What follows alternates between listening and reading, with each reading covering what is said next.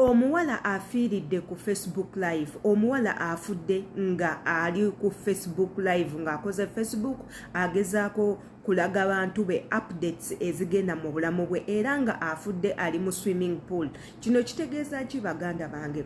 Ng'akatambi kaneno bw'ogenda okukalaba njagala okekennaanye ofunemu ekyokuyiga eri mwenna abantu, omwana ow'obuwala oba omwana ow'obulenzi. Wabula ate gwena atanaba kubanga otweyungako waneeno ku Shila Adita YouTube channel muganda wange kyolina okukola subscribing.